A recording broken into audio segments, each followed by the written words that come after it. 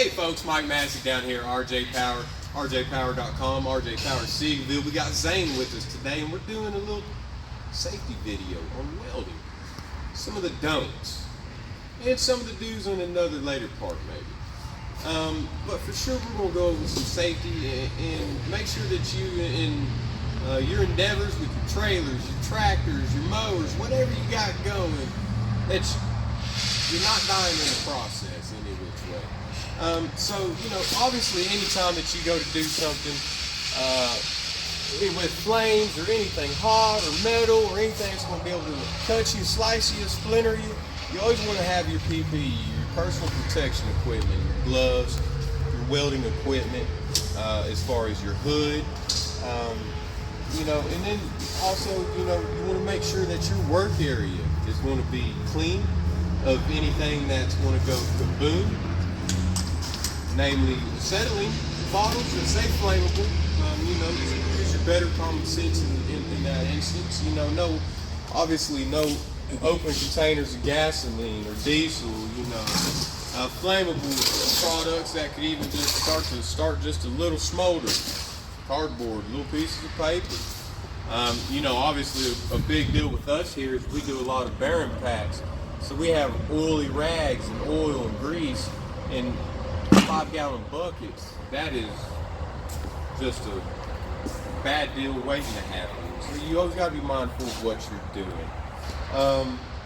Mr. Zayne has got some questions that he wants to ask me about all of the safety stuff, and we're going to turn it over for a little Q&A to Zayne.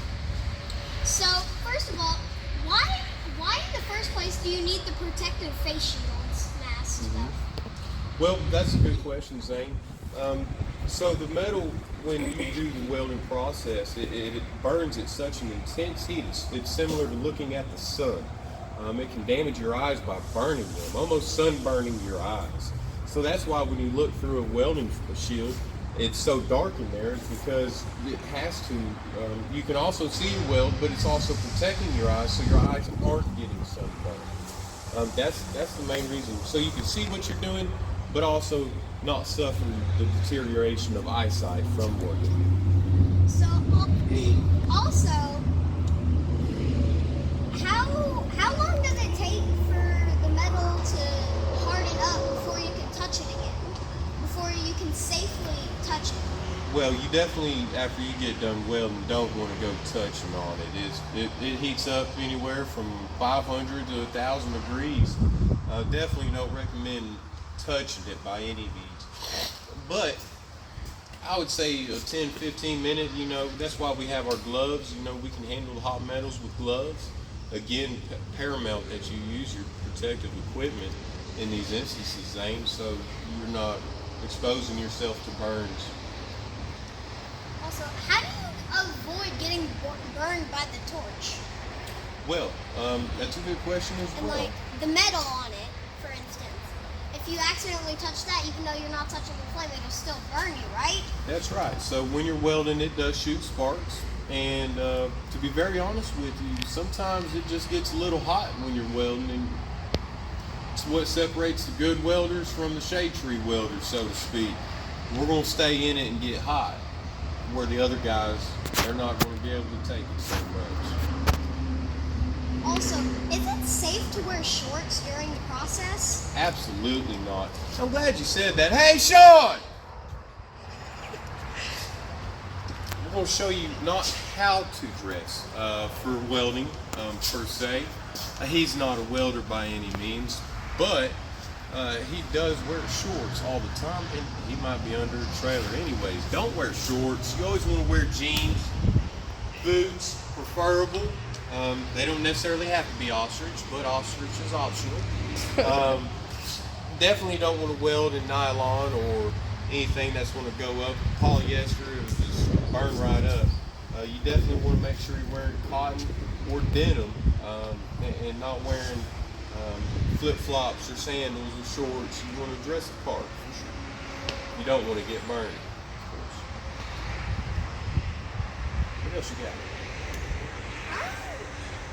Well, what if what you're welding, what if you don't see anything flammable one nearby you? Like, what if it's like, say if you're in a grassy field and you don't know that there's any, plastic or.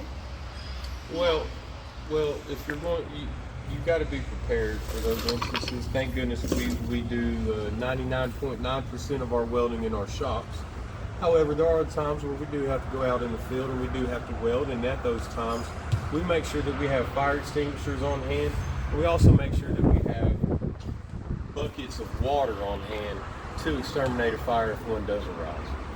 So what if during your welding, like somehow a piece of paper, or a rag or something flies by? I know this is a small instance, but what if it gets in the middle of the flame? Just randomly flies by and gets in the middle of the flame. What if that happens? Man, it's time to put the welder down if that happens. Just time to take a break, I think. Well, I think that's it. If y'all have any more questions or small instances you want to know about, I do my best to answer them. Remember, safety first. And if you can't be safe, bring it up here to us. We'll be safe and we'll get it back right to you. rjpower.com. We got your power up.